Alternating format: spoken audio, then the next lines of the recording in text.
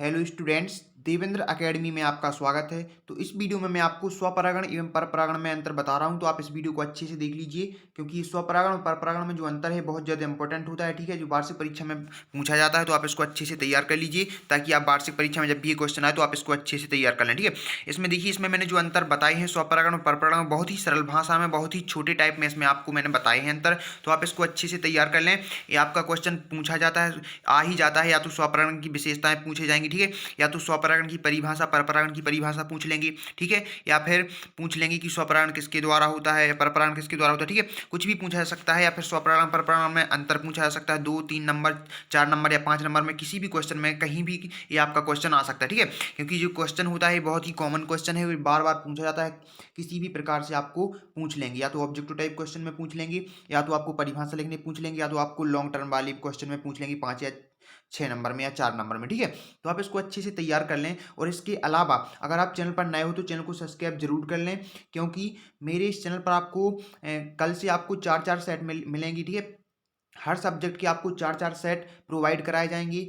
उन 4 सेट में से जो आपकी वार्षिक परीक्षा का जो पेपर होगा उन्हीं 4 सेटों में से आएगा। ठीक है, तो आप उनको अच्छे से तैयार कर लेना है आपको। और अगर चैनल पर नए हो तो सब्सक्राइब जरूर कर लो, ताकि जब भी मैं वीडियो अपलोड करूँ उसका नोटिफिकेशन आपको तुरंत मिल जाए। साथ में बेल आइकन को प्रेस जरूर करना है। ठीक है, तो एक एक करके आप इस स्वपरागण और परपरागण में अंतर देख लीजिए। बने रहिए देवेंद्र एकेडमी में देवेंद्र के साथ। तो देखिए, एक एक करके देख लीजिए आप। ये देखिए स्वपरागण देख लीजिए, लास्ट तक देखना है आपको वीडियो को। सबसे पहले तो जो अंतर, पहला जो अंतर है वो बताया जा रहा है आपको डेफिनेशन के आधार पर, ठीक है, परिभाषा के आधार पर। तो पहला देख लीजिए आप, पहला स्वपरागण में है, जब एक पौधे पर उपस्थित पुष्प के एंथर से निकले परागकण उसी पुष्प के स्टिग्मा पर या उसी पौधे पर उपस्थित दूसरे पुष्प के स्टिग्मा पर स्थानांतरित होते हैं तो उसे स्वपरागण कहते हैं। ठीक है, तो ये अगर परिभाषा पूछी जाए आपको, स्वपरागण की परिभाषा लिखिए, तो आप ये परिभाषा है पूरी स्वपरागण की। ठीक है, तो आप इसको अगर परिभाषा में पूछा जाता है 2 नंबर में तो आप इसको लिख सकते हैं। ठीक है, इसके बाद परपरागण में देख लीजिए,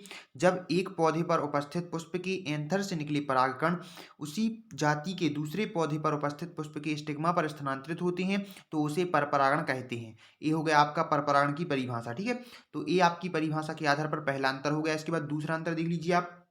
देखिए, ये आपका दूसरा अंतर है, स्वपरागण के लिए पुष्प का द्विलिंगी होना या पौधे का उभयलिंगी होना आवश्यक होता है। ठीक है, ये आपका हो गया स्वपरागण में। इसके बाद परपरागण देख लीजिए, परपरागण हेतु पुष्प का द्विलिंगी होना या पौधे का उभयलिंगी होना आवश्यक नहीं है। ठीक है, ये आपके 2 अंतर हो गए। इसके बाद तीसरा अंतर है, स्वपरागण हेतु किसी माध्यम की आवश्यकता नहीं होती। स्वपरागण के लिए किसी माध्यम की आवश्यकता नहीं होती। ठीक है, इसके बाद परपरागण में, परपरागण हेतु जल कीट वायु जल जैसे माध्यमों की आवश्यकता होती है। ठीक है, ये आपके 3 अंतर हो गए। इसके बाद चौथा अंतर देख लीजिए, चौथा जो अंतर है वो है आपका, चौथा अंतर है, स्वपरागण हेतु कम से कम परागकणों की आवश्यकता होती है, परपरागण हेतु अधिक परागकणों की आवश्यकता होती है। ठीक है, ये आपका चौथा अंतर हो गया। इसके बाद नेक्स्ट देखिए, पांचवा अंतर बहुत ही सरल भाषा में दिए गए हैं, आप एक बार पढ़ेंगे आपको जल्दी से याद हो जाएंगे। ठीक है, देखिए पांचवा जो अंतर है, स्वपरागण से उत्पन्न पौधे 100% शुद्ध नस्ल के होते हैं। स्वपरागण से जो पौधे बनते हैं वो 100%, 100% कैसे होंगे, शुद्ध होंगे वो। ठीक है, इसके बाद देखिए परपरागण में, देखिए परपरागण से उत्पन्न पौधों के अनुवांशिक लक्षण बदल जाते हैं। परपरागण से जो पौधे उत्पन्न होते हैं, ठीक है ना, उनके जो अनुवांशिक लक्षण होते हैं वो कैसे हो जाते हैं, बदल जाते हैं, जिससे उनकी शुद्धता क्या हो जाती है, समाप्त हो जाती है। ठीक है, इसके बाद छठवा देख लीजिए, छठवा प्रश्न है, स्वपरागण से उत्पन्न बीज एवं फल आकार में छोटे तथा संख्या में कम बनते हैं। परपरागण में देख लीजिए, परपरागण से उत्पन्न बीज एवं फल आकार में बड़े तथा संख्या में अधिक बनते हैं। सातवां अंतर है, यह जैव विकास में सहायक नहीं होता है, और जो आपका परपरागण होता है जैव विकास में सहायक होता है। ठीक है, इसके बाद नेक्स्ट देखिए, आठवां अंतर देख लीजिए आप, परपरागण से उत्पन्न पौधों में रोग प्रतिरोधक क्षमता तथा अनुकूलन की क्षमता अपेक्षाकृत कम पाई जाती है। ठीक है, परपरागण से उत्पन्न पौधों में रोग प्रतिरोधक क्षमता तथा अनुकूलन की क्षमता अपेक्षाकृत कम पाई जाती है, और परपरागण से उत्पन्न पौधों में रोग प्रतिरोधक क्षमता तथा अनुकूलन की क्षमता अपेक्षाकृत अधिक पाई जाती है।